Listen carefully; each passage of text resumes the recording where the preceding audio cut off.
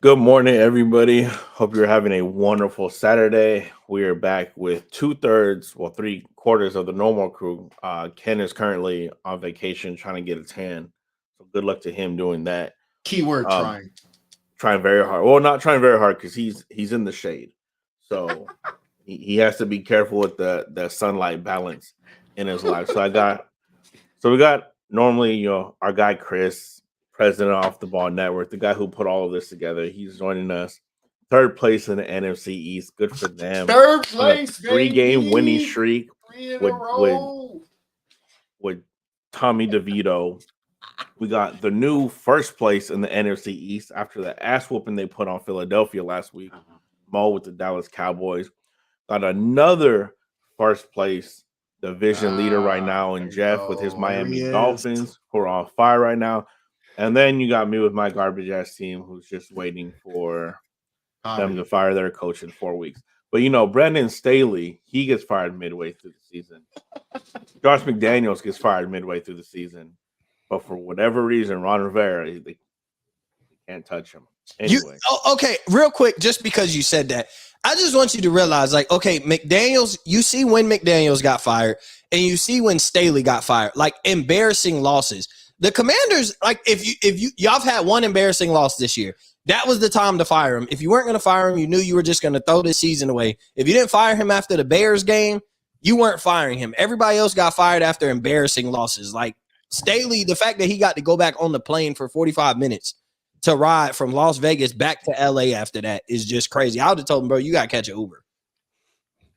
Like, he shouldn't even, you can't get on the plane. They quit on him, by the way. You're right. And we're not surprised. You can't, man. I don't like when people, I don't like when they quit, though. Like, you quit. We don't know what's going on in that locker room. They fired the GM, too. Like, they're like, nah, everybody got to go. When you get beat like that by the Raiders, who are, like, in the middle of, like, maybe we should stop winning games. When they're on an interim head coach. Yeah, and they're like, maybe we should stop winning games for draft capital. Like, they went into that game with the top 5 pick. It ended up, like, just stumbling on being up, like, 42-0 at halftime. Like, I don't even think they planned on playing like that. Like, that's crazy to me. That is crazy. That's embarrassing. Like, it's one. If that was like the Chiefs or like the Eagles or the Dolphins, you'd be like, all right, I get it, 60 points. But the Raiders, yeah, like one of those teams. Like if the Dolphins would turn around and did it again, like did them the way they did the Broncos, you'd be like, okay, yeah, that makes sense. Like, you guys suck. You lost your quarterback. Like, there's a lot of reasons on why you could be that bad, but not Raiders, bro. Like, Raiders, bro. I'm driving and I look at I was like, oh snap, it's Thursday night. What's the score? It was like 35-0. I said, what's the point in even trying to get off work to go watch this? I'm not watching this. Like, this game over with. I see the notification said that the Raiders had scored 4 times and had 3 turnovers still the first quarter. Yeah, I was like, let me go. He had to get fired, bro. He had to go. Like, he was into the season anyway. Well, he's not a good football coach. Just in case anybody hasn't noticed, he got fired because he's just not very good at coaching football. Yeah, and I always have a solid team. But if you're you know what's crazy? The team got a decent roster. They sound on paper. They have a paper. They're paper tigers, bro. Paper tiger. Yeah. With all their guys, because of their coach, they're overpaid. But like, all those guys are also overpaid. You pay almost every team in the NFL is 500, and he's got the same team plus a little better than average quarterback, and they still suck. It's 100% the coaching staff. 100%. Chargers will be good, like much better next year with any other coaching staff. Well, except maybe Washington's. Just kidding. Right? Oh, so we're gonna get started. Jeff, since you are essentially an honorary guest, I think it's your second CU Sunday. You always get me in trouble with this because Mo is going to say I stole every game. That's fine. So I won't steal his game. First off, fine. You know the game. I can't speak on the game to watch because it's my team. Okay, then I'll speak on it. Perfect. That works out. Go ahead.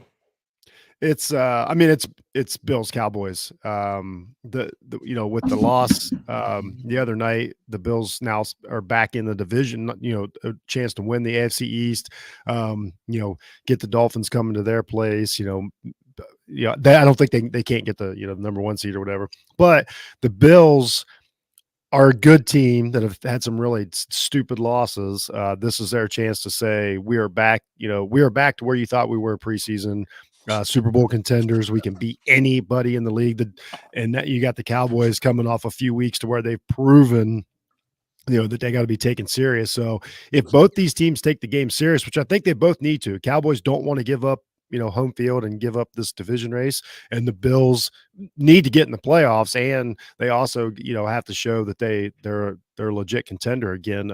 I think this is hands down the game to watch for the weekend.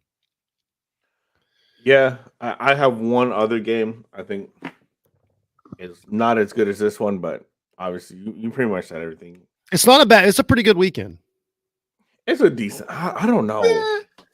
I mean, when you got a game where they're selling tickets for less than 50 cents, I mean, well, that's a good point. But NFL though, like that's the case of being. I ain't ever seen like 45 cents to go to a game. That's wild. But like that's wild. Seats, I didn't even know there were like stadiums with 500 sections. So like that also makes sense. Like nobody's sitting in a 500 section for anything less than 40. 500 sections? Yes. Oh, that's bad. That's yeah, like Carolina space. has 500 sections. I didn't even know that. So I was like, well, that makes sense. Nobody's sitting in a 500 section for less than 45 cents anyway in a game. I'm not saying way up there. Hell no. I didn't thought there was just 300 sections. I didn't know there was 500. That's wild. That's where Jordan Love was sitting when he started his first game, right? Yeah, like Dallas has 400s. I didn't know there was 500s. Like if Dallas goes 4, I didn't think there were really many stadiums. Well, Dallas has that standing room only stuff, which is pretty cool. You got standing room. You have a giant scoreboard. Well, yeah, but who would want to I just couldn't stand the whole game. No, those standing seats are dope. Like they're really good seats if you can get them. They're not seats, the areas. Yeah, they're not bad areas. I just couldn't stand for 3.5 hours and watch a football game. Well, for sure, but I mean, we're talking. I don't know. They used to be cheap tickets. Oh, haven't you ever stood a quarterdeck watch? I mean, yeah, that's different. All right, then you can. I'm not paying to stand for 3.5 hours to watch a football game. That just makes no sense. Especially an NFL game that drags like you only watch 20 minutes of action. Yeah, the rest are commercials anyway. It's getting really bad. Football is really getting really bad. About dragging it out. I noticed that, not to get too sidetracked, but I was watching.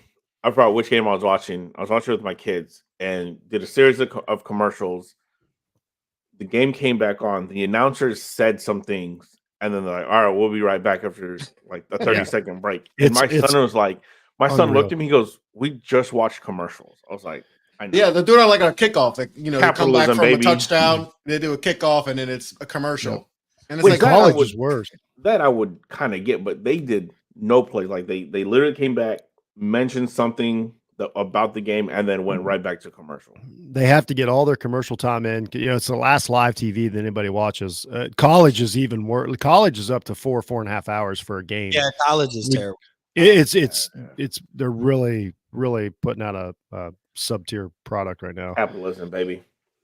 Yeah. So, I'm gonna go ahead and go to you now. What is since Jeff got to talk about your game, go ahead and hit us with your game to watch that is not the Cowboys. The Bucks and the Packers. Okay. I think the Bucks and Packers, that game matters. The Packers are fighting to stay alive in the wild card race. The Bucks are in the thick of winning their division. I know both teams are 6-7, so this doesn't look like, but like the Packers have played good enough over the past few weeks. Like even though they let one down on what was that, Monday Night Football, I still think the Packers are good enough to watch, and so are the Bucks. If you ask Bucks fans, you're witnessing history watching Mike Evans play every week, even though last week he had one catch for 8 yards. You're nasty. I'm just throwing that out. Let the man live. He's with 10 straight thousand, and you have to just throw shade. That's disgusting. Yeah, because it's the most overrated statistic in sports right now. But neither here nor there. I'm not going to get into Mike Evans. But I think this is a good game because two teams that are almost at 500. They're both 6-7. They're fighting for something. Packers are fighting to stay in the playoff race. Who knows? The Lions could lose today, and it makes them closer. If they win tomorrow, it make them closer to possibly have a shot at winning the division. They'll still be 2 games back with 3 or 4 games left, but still that possibility. you're mathematically not out of winning your division. And then the Bucks, like they easily could win their division. I think they're tied with the Falcons or whatever. It's like a 3-man race with them, those two and the Saints. So I think this game matters. And I think like you could find yourself watching a shootout between Baker Mayfield and Jordan Love, which maybe that doesn't sound appealing to you, but I think with some of the weapons they have, like a 35-31 type of game out of the Bucks and Packers is a possibility. And I think it'd be one of those games worth watching, especially since it's 1:00. So they won't be playing at the same time as the Bills and Cowboys, which is going to have probably 85% of America that watches football watching that game at 4:30. Yeah. Prez, how about you?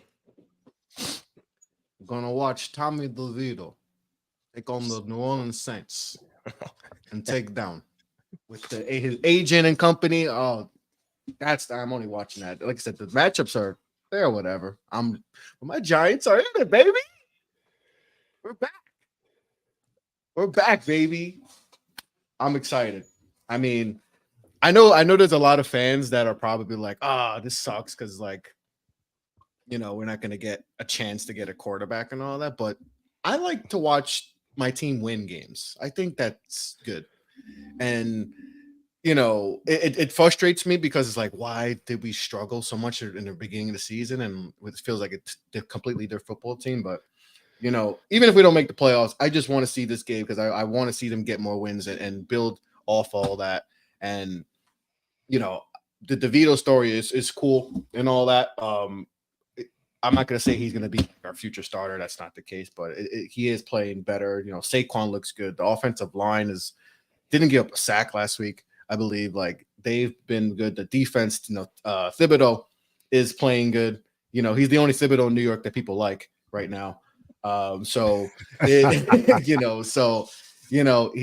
definitely, he started the season struggling and all that, but he's bounced back and all that. Defense looks good. So I'm looking forward to this, Hopefully we can steal one in New Orleans and all that, because New Orleans is just they're so up and down too. We don't know what New Orleans seems to get on a weekend basis, but I'm looking forward to this. I didn't think, a few weeks back that I would look forward to this game, but we're still in it. We still have a shot to playoffs. So this is big. So I'm looking forward to it.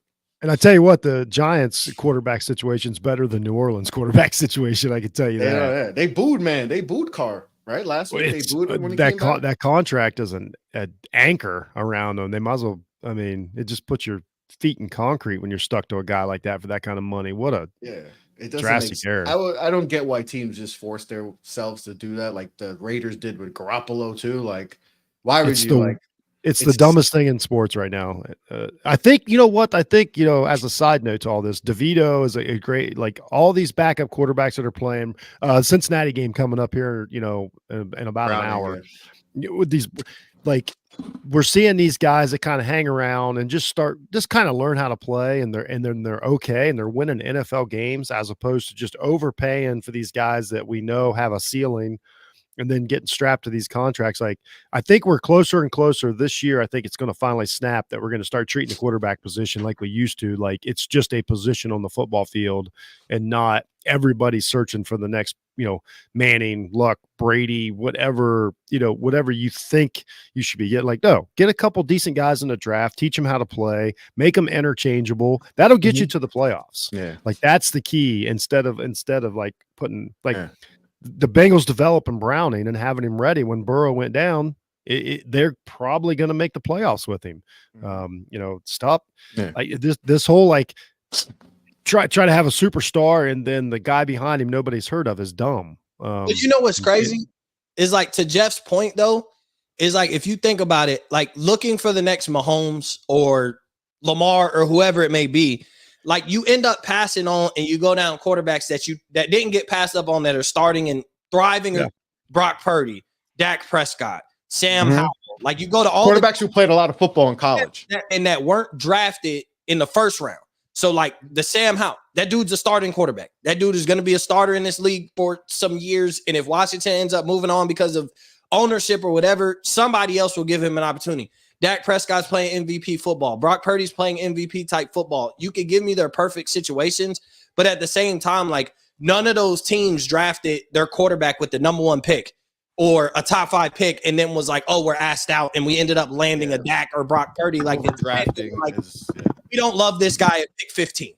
So we're not going to take this guy at pick 15, especially when we think there's a guy who's maybe a drop off or two less, but we can snag him in the 3rd round and help him develop into being a starting quarterback. Like, I think there's a big difference in that too. And a lot of these guys, like, bro, a lot of these starters in the NFL aren't 1st-round picks.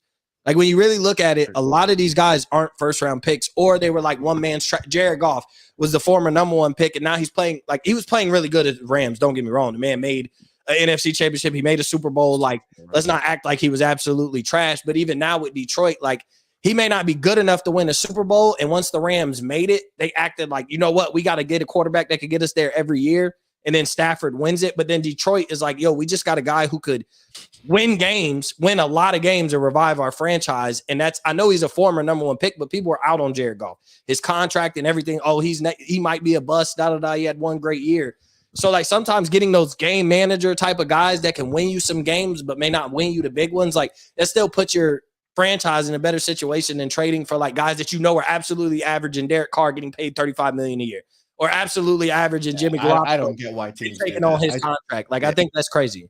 Because we're in a period of the NFL where if you don't have a quarterback, you're not going to win games. Like, you need to have a quarterback, because we're not in the 2000s where you can go get yourself a Trent Dilfer and still win a Super Bowl. Is that true though? You can win games. See, that's you can win games without a Super Bowl. But everybody does it. I know everybody plays to win a Super Bowl.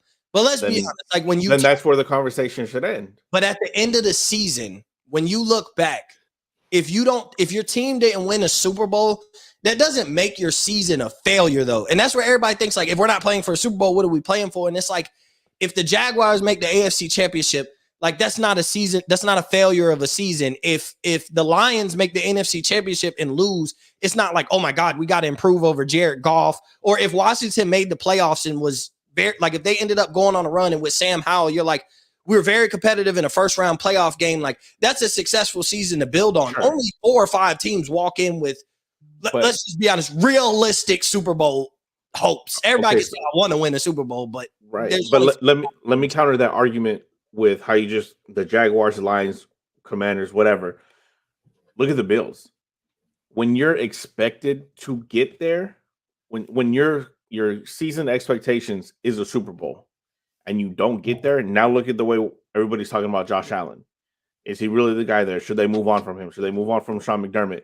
Like, that's when you start. Sure, if a team like the Jaguars or the Lions make an NFC championship or make the conference championship game, sure, it's a successful season for them. But what if the Jaguars, they make playoff runs every year? At a certain point, the narrative is going to be, well, maybe Trevor Lawrence just can't do it. But, like, that's okay to have a guy that just can't win a Super Bowl, but can win you almost everything. But that's okay to be that. Like, because there's only 3 or 4 guys in the league that you really are sitting there and be like, that guy can for sure win me a Super Bowl. And one, that's either because they've been in one, they've been in lost. I mean, if you really be like, bro, Matt Stafford's been to a Super Bowl, Josh Allen hasn't. But, like, if you could take a quarterback right now, like, who are you taking, Josh Allen or Matt Stafford? Like, at the end of the day, like, if their ceiling is like, we could reach the AFC Championship, if you can reach that, you have Super Bowl aspirations, but you keep falling short. But, like, you move on from Josh Allen, and the thing about it is, when you, like, it's the Dak Prescott situation. Everybody say there's got to be something better, but then you can't ever tell me what's better. And the what's better than that situation isn't available.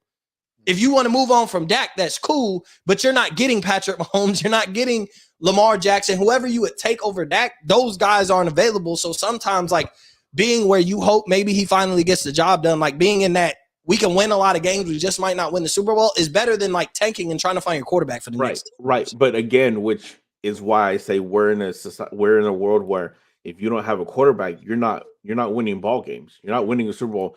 Yes, we know as of right now, we have not seen that can get you even to an NFC Championship game, let alone a Super Bowl win. Yes, there's not something better out there, but you're not looking at, well, let's build the entire team around and go get a Tyrod Taylor that he can just manage the game to win a Super Bowl. We still need a quarterback. We still need the superstar or all pro type quarterback. So we're going to keep that. and pay him $45 million. I just feel like we value the quarterback. We too hard. No.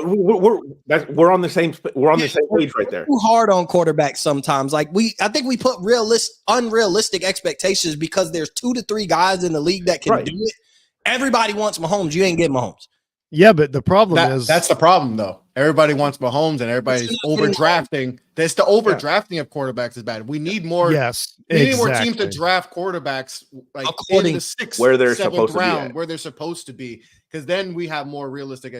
Like Mitchell Trubisky's those type of quarterback who played what? He only played like what 12, like games? 10 games. You know, so he doesn't have a lot, and then we take him with the 2nd pick. You know, so like it's that's not fair to a lot of these kids where they can't develop. If Trubisky goes in round 2, 3, he's allowed to develop, and there's not all that expectation to come in and be especially for a franchise that's desperate for a quarterback like the Bears were. Like that's a lot of pressure. But like if we let them develop, like Brock Purdy, get him in the 6th, 7th round, there's no pressure. So now you can develop him for 3-4 years, and boom. That you could put him in if you have to, you know. Well, Purdy was a rookie lot. Purdy was a rookie. And also look at like that where you have a late round quarterback, you know, because to me, I always say if you draft a quarterback in the 2nd round, it's kind of pointless because they're gonna get the same, you know, leash as if they're a 6th round because if you're gonna draft a quarterback in the 1st round top, you know, high. It always happens. So like, you know, if we draft a quarterback like any of like Jeff said, like any other position we would treat, then we would have, you know, probably better quarterback play, more development. Now we force because everybody wants that next generation quarterback, and sometimes we overdraft like crazy, and then we get a lot of bust. It is funny about it. I just looked it up real quick. The top 11 teams in the AFC, 8 of them drafted their quarterbacks in the 1st round. NFC, the top 11 teams, only 1 did. So there's really no consistency through this whatsoever. We know the draft isn't an exact science, but I think the perfect case study is the 05 draft. You had at the time before going into the draft, you had the consensus number 1 and number 2 overall pick in whichever order was Alex Smith and Aaron Rodgers. Alex Smith got taken number 1 to at the time a dysfunctional franchise, went to the Niners. Was not given time to develop. He was thrown into the fire. He struggled. We're talking about an all-time bust before Jim Harbaugh got there. And Aaron Rodgers taken 25th overall, 1 pick after the Commanders took Jason Campbell. I'm definitely over that though, as you can tell. Yeah, but you know what? Aaron Rodgers needed those 3 years because remember the way he was throwing the football. Exactly. My point is, he got thrown in, he may have not worked out. I mean, it's hard to think that, but Jason Campbell didn't start his rookie year either. But my point being, Alex Smith got thrown into the fire, struggled, talking about being a bust until he got somebody who could develop him.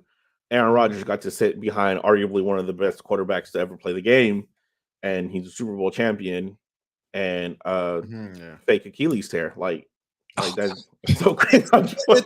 My thing is just with that though, before we move on, like drafting a quarterback like a Jordan Love or Aaron Rodgers, where people like, oh, why would you take him in the 1st round if you don't plan on starting him anytime soon anyway? Like it's okay to have pick 25 and take a quarterback and be like, look, I see my guy's got 2 years left on his contract. This is leverage for us as an organization. 1, because if you want a stupid amount of money and we're like, yo, we drafted this guy 2 years ago to take over for you, or it's just an insurance policy and we got a guy who we could develop for 3 to 4 years. Like it's okay to be on the bench for 3 years. Like quarterbacks have a possibility of playing anywhere from 15 to 20 years if you're a pretty good starter. So like for 3 or 4 years to sit on the bench, like it's okay to have your first official start and you're 25, 26 years old. You got another 10 years as a starter. Like if you do have your guy and it took 3 years to develop him, you have him for the next 10 years though. So you don't even have to have the quarterback conversation for another 7 or 8. But we treat it like you got to get a quarterback right now. You got to draft this guy and he's got to be ready by going into year 2. There can't be no sophomore slump, Like, and coaches get fired quick too. And GMs, like, I think there's too much pressure. There's so much pressure. Yeah. There's so much pressure on the coaches and GMs to have success because they don't get the leashes aren't as long as they used to be with coaches. They get fired after year 1, and now you just drafted a quarterback, and now that next coaching staff, that's not their guy, and now the development will go all over the place. I think a lot of teams have the feeling of we have to get our guy now, because you look at when the quarterbacks are signing contracts. Joe Burrow right now in 2026 will take up 17% of the cap, which doesn't sound like a lot in the grand scheme of things. But when you still have to pay 50, almost 60 other players, including the practice squad, like that. And your two that's top a receivers, huge you have to chunk. pay, Right. big time money. Yeah, but they always restructure. Mahomes is Mahomes already never did. restructured. Like they always restructure. Like it's none of that's real money. Yeah, like they'll just kick it down the can and line until it's up Yeah. top for another. Let's show Otani it. Just get $2 No. million. Yeah, I mean, that's all. Like these You contracts kick it down the aren't. line- You kick it aren't down the real. line, you either benefit from it or you don't. Like, look at the Saints. They kicked enough contracts down the line. Like, next year is going to bite them in the butt because you could keep pushing them down, and then you get those contracts off the books before it hurts you. The Saints held on to the Marshawn Lattimore's, the Cam Jordans, the Michael Thomas, like everybody that they paid, they held on to. Like next year, going into the next season, how much value do they have? And now we're screwed with all this cap space. Nobody wants to take it on because you kept kicking it down the can and never got from up under it. Quarterbacks can restructure all the time because at the end of the day, they're going to get their money. Like it might be like, oh, I'm only getting, I'm getting 45 million this year, but like next year I'm getting 60, and then I can restructure and make it like Is it Rodgers next year due like 100 million or something stupid like that? Yeah, and he's not he did his. Like he's not going to get that. He's going to restructure it, come back, and like it's not going to be 100 million. Rodgers is going to destroy the Jets, and they can't even. It's going to be so bad, and I love it. And they usually do that. And the Jets usually do that by themselves, and he's going to help. Yeah. That. Oh, he's set that franchise back so far. That's what happens when you desperate for a quarterback, and you literally like. We'll do anything. We'll give you everything. Whatever watch receivers you want, we'll bring them in. Whatever watch guard you want, we'll bring it. Whatever watch OC that just got fired after 12 games, in his first year coaching, we'll bring him in. And that's what happens when you're desperate. When you're a franchise that's never had a quarterback, like the Jets haven't had a quarterback, it feels like ever. You do desperate things. And yeah, when but you're let's a desperate also coach, you're a desperate GM. You do this, and here's the overwhelming thing, though. What's really happened, it doesn't matter. Like NFL franchises are still worth more each and every year. There's absolutely no repercussions for running a team however you want in the NFL. You can be the worst team or you can be the best team. You're worth billions of dollars. There's absolutely no downside. They print money. The Jets do not care if they win a game or win a Super Bowl. As far as like, it makes no difference. It makes ownership no doesn't care. Yeah, the ownership, they don't care. Like that's what I'm saying, but that's who hires. That's who makes these decisions. Like coaches and stuff care. But me and Kevin talked about that yesterday about with the NBA. How like the Knicks, for instance, like they're the number one grossing franchise. It doesn't matter if they lose 60 games. It doesn't matter, and that really has affected until they go down in valuation. James Dolan's always going to be the owner. So like people used to always say the funniest thing. They would bring a guy in, like we'll say Rodgers, for example, and fans would go, "Oh yeah, but that's because of all the jersey sales." I'm like, the Dallas Cowboys are worth $5 billion right now. If you think Jerry Jones gives two shits about how many jerseys they sell of Michael Parsons, you're out of your damn mind. Like these guys don't care. Like none of it matters to them. It's all just moving. It's just numbers. Like those guys on the field to these owners are just numbers on a shirt. They do not give two shits about anything except what the value brand, is. Because the brand sells itself. It doesn't all matter that matters in the player NFL. is. It's like the brand of the Cowboys. Go to the Star in Frisco or just go to AT&T Stadium and just look around everything, and you tell me whether Jerry Jones cares about a number 11 jersey with Parsons' last name on it sells or not. It's crazy. You go in the team store, they have them on sale for $60. They don't matter. Money from jersey sales. Like, look at everything around. All that TV money. It's all the TV money. They care about that. They care about that TV contract. And Jerry cares more than anybody because that's why he's on a radio show every Tuesday, so he could say something that no matter, even on a bye week, you're going to talk about the Cowboys. I think Jerry has fun doing it. I'm not even saying that these owners like Hootie Johnson, all these old bastards don't have fun doing it. It doesn't matter is what I mean. Like they can fail is what I'm saying. Like this Jets thing is a complete failure right now. It does not matter. It didn't do no damage in nobody's pocketbooks. Nope. So let's move on. Off. That's my bad. No, it's par for the course. Jeff, since your game is the only game that we can consider a rivalry game that kind of somewhat matters, I'm going to let you go ahead and speak on your Jets Dolphins matchup tomorrow. It's a big deal, man. The Dolphins are who everybody thinks they are. They beat up on weak teams. They can step up and play really good. And when they're playing really good, they can beat anybody. But what they proved last week, they played a tough, disciplined team against the Titans that knew the assignment. And as soon as Hill got dinged up a little bit, they completely evened things out. They gave up a 14-point lead because they just couldn't tough it out. This team absolutely has to go to the Super Bowl. This team has to be the 1 seed and have everything in Miami to have any chance to go to the Super Bowl. But to at least win a playoff game, they still have to salvage at least one home field game and then hope some things fall the right way and that they don't have to go to Baltimore or Buffalo or some environment like that. So this is a huge game for the Dolphins. It's a huge game for the Jets. I mean, they as a team, they want to dig and claw and try to stay in this thing. Wilson's playing better. Wilson's playing with house money. He played relaxed last week. Got I believe AFC Player of the Week. It maybe his AFC East Player of the Week, whatever. But he had a great game, over 300 yards. And the Dolphins can be hit in the mouth, and when they get hit in the mouth, they tend to back up. And that's exactly what the Jets are going to do. The Jets are going to go down there and try to embarrass this team. And again, and as far as a rivalry game, these teams don't like each other. I can personally attest to that, of 4 decades of rooting against the Jets. So this game means a lot. This is a big one for the Dolphins because if they lose this, they're done. And I don't mean done in the playoffs. They have no path to the Super Bowl with the type of team that they've built if they lose this Jets game. And then now they got to deal with, the weather and just all that stuff. So this is kind of a big deal. And the Jets would love to go down there and salvage, they told everybody they're the best team in the world before the season. They would love to go down there and look like it for another week and, and save some pride. So it's kind of a big deal. I'm very nervous if you can't tell. So as of right now, the Dolphins have a 96% chance of making the playoff. Yeah. 76% chance of clinching the division. The Bills sitting at 24%. To clinch the division. But that changes quickly if Bills win and Dolphins lose. It changes those numbers. Yeah, I think the Dolphins are still going to make the playoffs, but they can't they can't play 3 away games and go to the Super Bowl. Absolutely impossible for that team. So unless they play New Orleans 3 times. All right, that's it on turf. All right.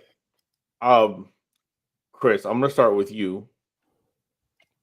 Give me your lock of the week. Lock of the week. My lock of the week is this count. The Rams over your Commandos. I like it. That's not bad. It's really not. Ooh, do you like I forgot who we played this week. Nice. Lock against the spread -6.5? That sounds perfect to bet. That sounds like a perfect amount. I think they're going to destroy the Commandos. I hope so. The Rams are playing good football. They're playing good. Rams I didn't think they would be this good this year. They showed me a lot last week in Baltimore. And Cup is getting healthier. And Nakua, they found the gym. They found themselves a gem. Yeah. And Kyron Rooms, another. They drafted really well this year. So that's why you don't have to. That's why you don't have to overdraft any of these positions. Everybody, I'm gonna be honest, just real quick. You tell me Marvin Harrison Jr. is gonna be great. I would not doubt it. But if you ask me, should my team take a receiver with the number 1, number 2, number 3 pick? No. Because of being a loaded draft class, or the Puka Nakuas and Cooper Kupps and all these other guys, yes, you might tell me I might get the next Justin Jefferson. Cool. That's what Marvin Harrison could be. But if you tell me, hey, if I go in the 3rd round and maybe get the next Stephon Diggs, that's what happens when the Rams just be like, you know what? We draft the best available at the moment. We draft Kyron Williams. We don't focus on getting a running back right now, but if there's a guy sitting there in the 3rd or 4th round and he's the best player available, we'll take him. We'll take Puka Nakua in the 5th or 6th round. Why? We don't need a number 1 wide receiver, but if he's the best available in the 5th or 6th round and you end up finding guys these guys can play football. Sometimes you just got to find guys that can play football in the right in the right draft spot. Here's a perfect example of what not to do, Mo. Just like you said, you got the Pittsburgh Steelers, Najee Harris, Pickett. That set that franchise back because of 2 first-round reaches, and they're paying for it now with what their offense does. It's exactly your point. Yeah, and you ended up being the one team that reached Yeah. that quarterback that year. Yeah. Like, Remember when they took Najee? Remember they took Najee though, and they're like, "Oh man, this is the next Franco Harris," and everybody was And then like, "Why?" now he's getting outplayed by Jalen Warren.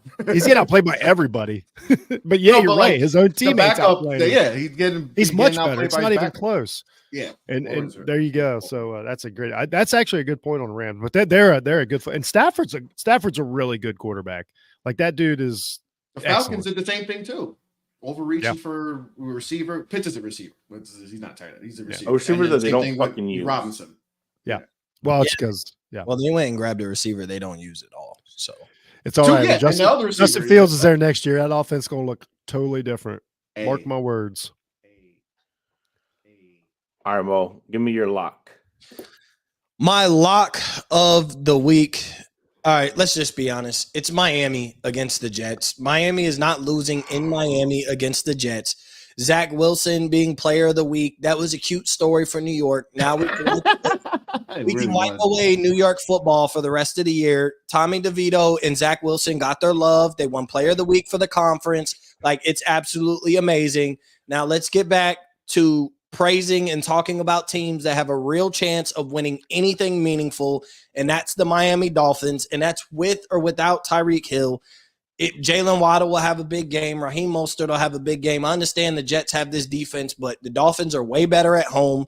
The weather's going to play a factor. It's going to be a perfect game for them unless it rains. I don't think they need Tyreek Hill to beat this team. And the Jets' love that they got last week for Zach Wilson actually having a good game is going to be over with. The Dolphins are going to handle business. They had a tough loss on Monday night. They're going to bounce back, and we're going to stop talking about the Jets. Like, the conversation about the Jets after Sunday will be the reigniting of, like, is Aaron Rodgers coming back? But we won't. Well, that's every week, so that's never going to go away. But that's what I'm saying. They'll really reignite it, and it'll be like, we don't even care about the Jets. The only story about the Jets is Aaron Rodgers. God forbid this Jets team wins this game, because Aaron Rodgers might play next Sunday. Like, he might actually, like, they're already talking about he might play next week on Christmas Eve anyway. God forbid they win this game. I hope so. And they go up. I don't want to see him play. But anyway, that's besides the point. I'm taking the Dolphins. Like, I don't even think this is going to be close. I'm going to be honest. I think What about you taking Dolphins -9? You like the -9 or just outright? All of that. I think I would take all that. I think the Jets are really like, dang, we do have an opportunity to win this game and maybe increase our playoff chances. But at the same time, this is a team that lost the game. An embarrassing loss in a sense, too. Like, you were up 14 with like 3 minutes and 5 seconds left, and you end up losing the game. Like, you don't want to play teams coming off of losses like that. But Miami should look at Philly and be like, hey, let's not do what Philly did, because everybody thought, like, oh, Philly playing Dallas coming off that loss to San Francisco, that's tough for Dallas to have to play that team. And then you saw what happened. I just don't think the Jets have that same potential of doing to Miami what Dallas had the potential of doing. I think the Dolphins just clear the air, and at the very least, they continue to be the team that can blow out bad teams. At the very least, that's what they continue this week. We didn't even talk about my lock. Actually, I'm going to actually pick a game that's that's a little closer than that. I like this Bengals team and what they're doing with Browning. I like them over the Vikings here in a little bit. Just watching them, like, they're a team. They're a team that, like we talked about, they're Burrow's doing everything he can do, to help the team. He's like having basically an extra coach on the sideline. Browning's a guy that's been around and has trained himself to be a quarterback. Everything we said a backup should do this, earlier on the show. Browning's the guy that we're talking about. I don't think it's a facade. Like, I think he's legit. I think his Bengals team's pretty good. I think they're hungry. I don't know why, like, they've got they've only got Bengals favored by 3. I don't know what Mullins did last week for Minnesota to make anybody think that he's going to turn it around and be able to compete. I think it might be similar to what happened Thursday night, to where we're like, we don't know about these two unknown quarterbacks, and then the Bengals just walk all over them. It's a beautiful day here in Ohio for football. It's going to be great. So I think the Bengals. I think the Bengals easy over the Vikings. But real quick, any chance of the Eagles losing this week again? Yes. I think so.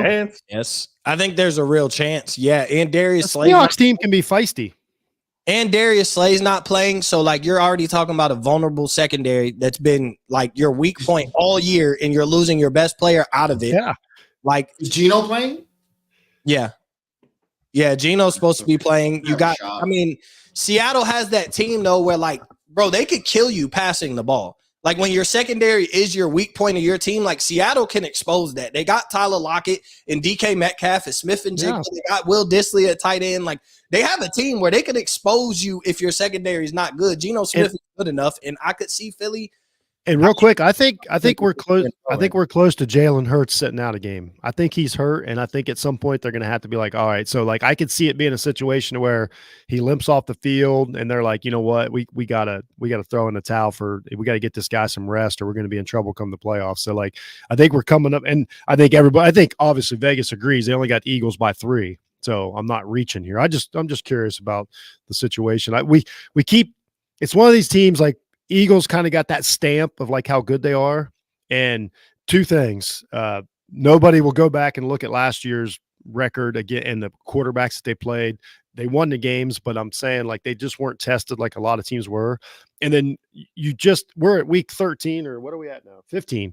And like you can't look at these defensive stats and keep going, that's fine. They're fine. Like it's all fake. Like 14 weeks of stats, like at some point they got to mean something. And the Eagles have a bad defense. At this point, you are who you are in the NFL season, and I feel like your expectations can be judged accordingly. And I know the argument is between quarterbacks and all that, but at the same time, like, bro, no team really wins a Super Bowl without a halfway decent defense. You don't have to have a top 5 defense, but you have to put a viable defense out there on the field. And like, especially when you've seen 2 top teams beat them up through the pass game and beat them up physically. Beat the brakes off of them. Yeah, like not just beat the brakes off of them, took their souls physically. Like they physically beat them up, and that's something we're not used to seeing Philly. So like I think the age of like the old but we're not used to see it. But again, I just want to put this out there. We're not used to seeing it in Philly because last year they beat up on a bunch of chumps for 16. That's just the truth of it. Like they had some good victories, but most of them were walkthroughs. And this year they're getting tested a little more. They get that first place schedule. We always talk about the first place schedule, how that comes back to beat you up, and that So I just wondered. Sorry, Rob. What's your game or lock? My lock. I'm gonna go Baltimore over Jacksonville. Ooh. I think as much as a hater of Lamar Jackson as I am, I think he's been playing really well. You think? I'm gonna be honest. I think his play has been overrated, but what do I know? He's playing better than what I think of him. We just hate quarterbacks. I'm still. If he's outplaying your expectations, I feel like you really think very low of Lamar Jackson because I do. I don't see Lamar's playing pretty good. He's playing great. Like he's winning games and he's doing everything, and that's what you want your quarterback to do. We don't need MVP Lamar Jackson again because they're sitting at 10-3, playing the way they're playing. I just don't think Lamar's playing like a top 5 quarterback, but at the same time, the quarterback position in winning games is watered down this year to the point Dak or Brock Purdy might win an MVP. Like that's nasty. That's nasty. That's nasty. We're gonna get. I don't like the disrespect of like the fact that we're in a year where Dak could win MVP and people are acting like that's just insane. Like it's just weird. I think it's just weird because we're so accustomed to like the usual names. Just give Dak a couple. Just give Dak a couple weeks. He'll lose that MVP. Jerry has been waiting for this. No, I don't want it. He's gonna have a 4 interception game against somebody. And okay, let's chill out now. Give it to Brock Purdy MVP. Who would have thought that? Whoever put odds on Brock Purdy winning MVP, like in Vegas, and he wins it. That's a nice payout. And again, not to get sidetracked, but I'm gonna sidetrack. I think the MVP award is such a joke now. Cancel it for this year. We should just cancel. Is it really a joke, or is it just for the simple fact like we don't get to give it to Josh Allen or Patrick Mahomes this year? We're not taking it serious. Screw both of those. I'm talking Christian McCaffrey, Tyreek Hill. Like, don't make go to one of them. Award. It should go to one of them.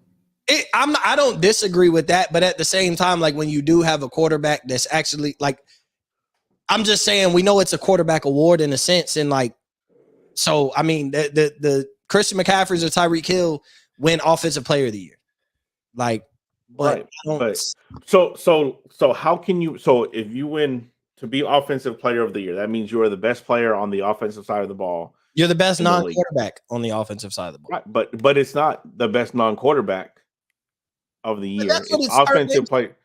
I know what it's turned into. I know the sublimation, the subliminal messages in it. I get that.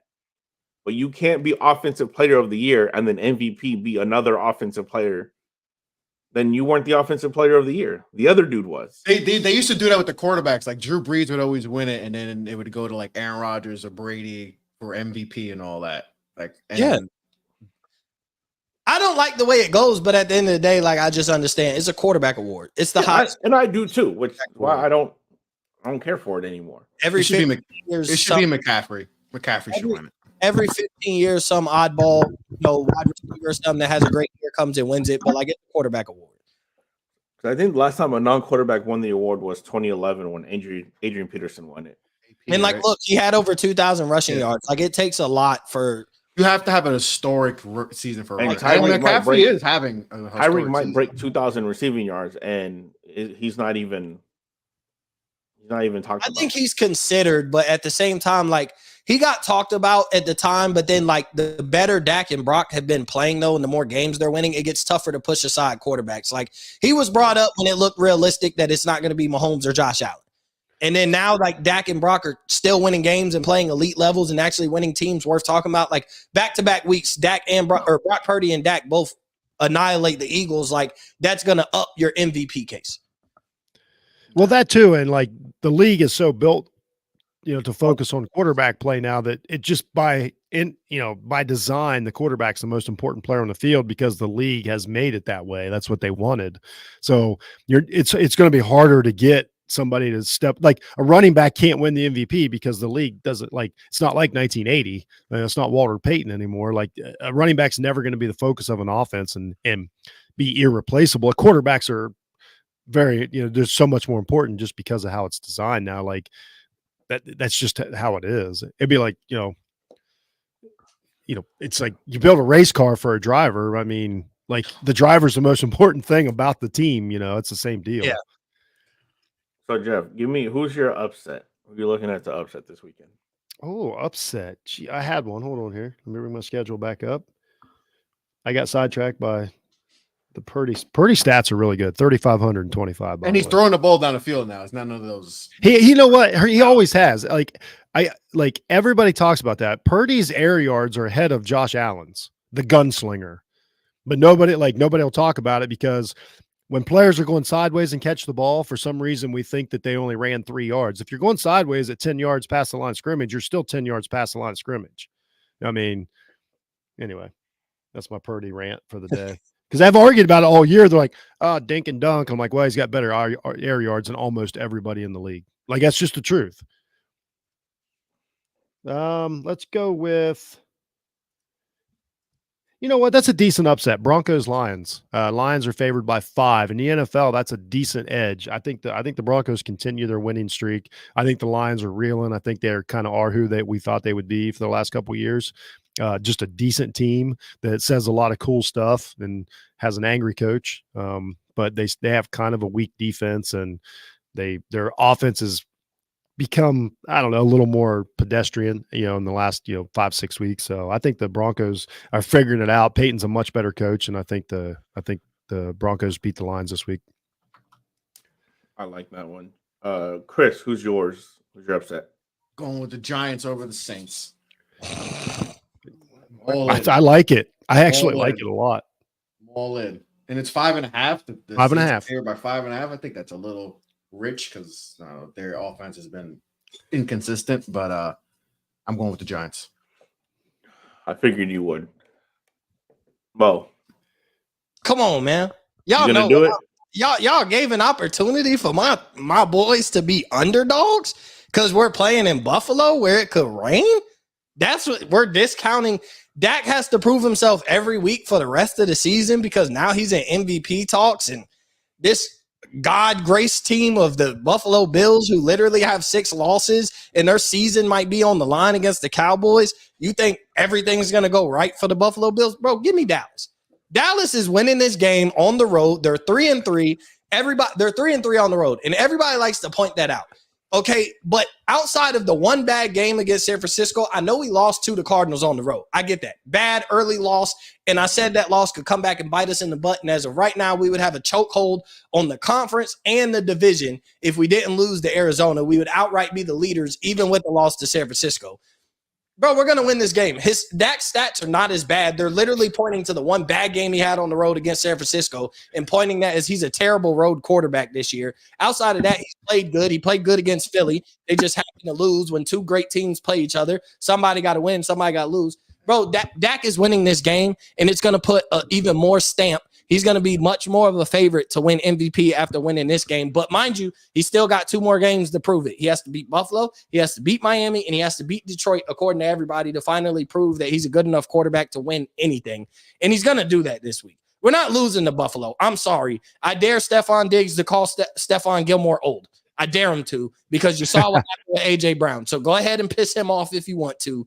Go ahead and get Dak going. I think Dak's going to pick apart this defense. Their defense is not very good. They're riddled with injuries. Give me Dallas. Dallas is winning this game. I'm cold outside of who cares? Outside of And it's snow. 66% of Dak's road losses. If you don't account for 66% of his road losses, he's actually a pretty good road quarterback. But real quick, the one game. Like you're killing it. Like if you take away all the losses, I got a couple fun stats here. Real quick, the bet is Josh Allen interception Sunday. Like whatever the odds are on that, like that's happening against this Dallas team. But real quick, we talk about the Saints, and this is what I keep all year. I've been like, man, I feel like this is the worst team in football, and yet they're not dead. And then I like that Giants pick. I went and looked at it. Here's the Saints victories this year. Week 1 Titans. Then you got the Panthers. Then you got a Patriots victory. Then you got a Colts victory. And then you've got a Panthers victory. That's nasty. That's your New Orleans Saints. They are awful. And have an opportunity of still winning the division. Still win the division. They are one of the worst teams in football. Win to win. The NFC South is the NFC. Win, that's man. the A lot NFL. of football left. Take a lot of football left. Giants still in it. It's a lot of football left, Mo. Bro, the NFC South is the same division as the NFC East a few years ago. Like a couple years ago during COVID, when the winner of the division went under 500. Like that's very possible that happens for the NFC South. Yeah, but we only had 1 year where we all bad. Like no, that's what I'm saying. South is going to be bad for like a few years. This year's South was like a couple years ago. South is going to be bad for a while. Like, yeah, Ron Rivera is trying to get himself fired to go get one of those under 500 teams to lead them to the playoffs. To get another 4-year coaching job. A 4-year extension. I wouldn't be mad at him. Kirk Cousins route. Just take it a couple years at a time, and I'll constantly have a job. Just a couple years. I missed one too. The Saints also beat the Bears. I forgot. Not everybody in the NFL can say that, Jeff. Okay, they're so bad.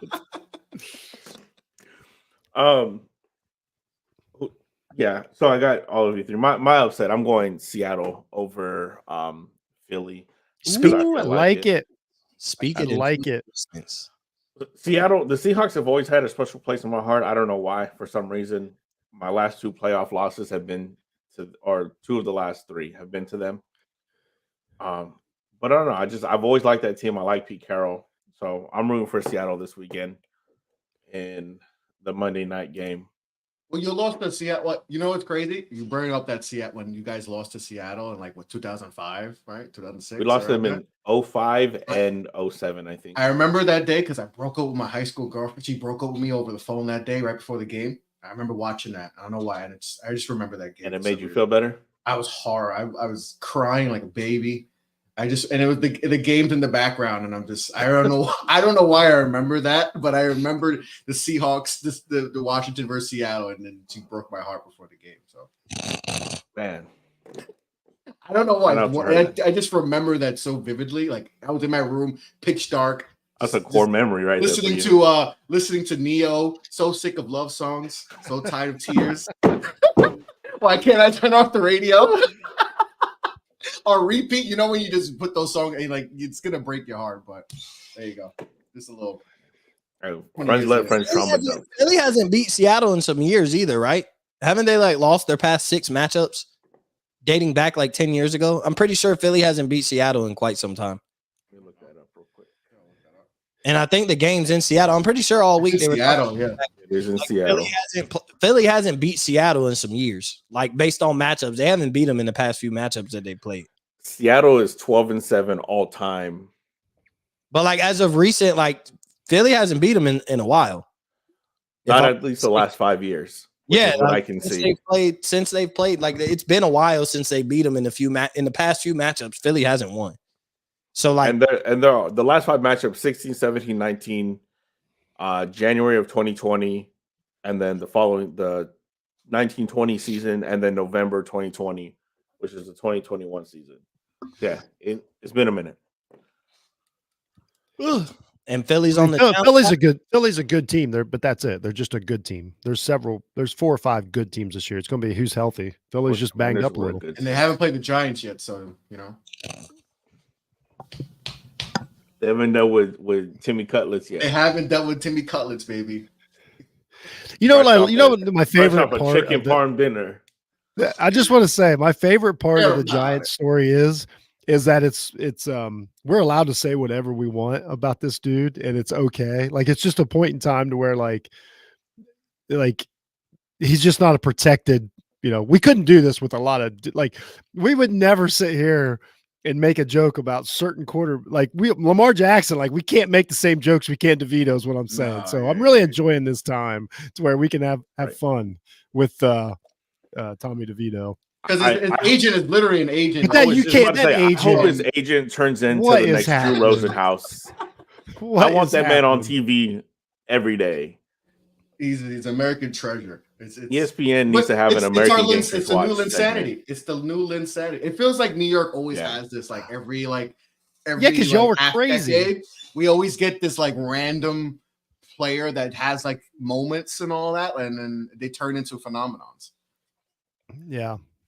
For a little bit, the story will end. I tell you what, if he wins this, it might end this week. We might lose 40-0, and it's over. Yeah, but if he wins this game, I will fully agree that it will equal Linsanity because nothing was like Linsanity. That was one of the funnest months in the history of sports. I don't care what anybody says. Until LeBron was like, no, we gotta end this. Yeah, not tonight. LeBron's like, I got him, and all that. Yep. And then he locked him up, and then it was over. What was that 22 games of Linsanity had the world going crazy? I swear it was the last 20 games of the regular season or something.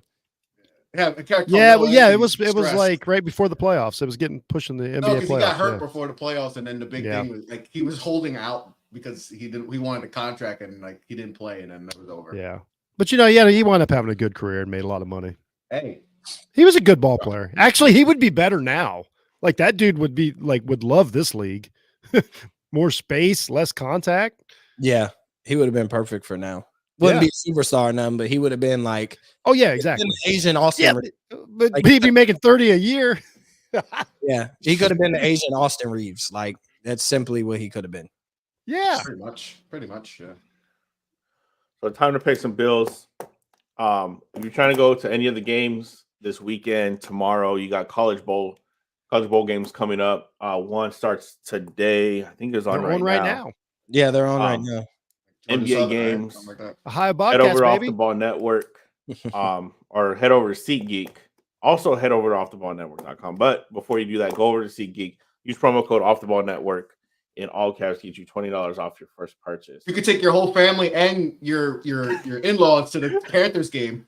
You can take your whole family and your side chick to the Panthers game. Three generations of family members can go to the Panthers game. You use the promo code, you get in for free.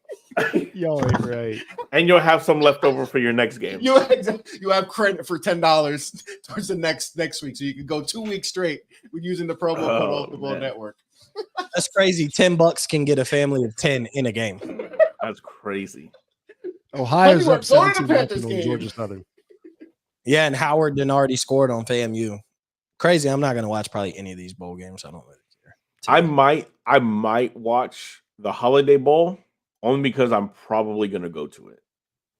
Nice. I might go to the Pinstripe Bowl because the Canes are playing Rutgers in Yankee Stadium, so I might go to that. USC's playing Holiday Bowl at Petco. Yeah, and you probably get free tickets. So yeah, I'm gonna try. Even though I don't get to see Caleb Williams play, but he might be enough. He might be a buck. No, he's coming back to Ohio State. Walker said so out loud. He said this out loud.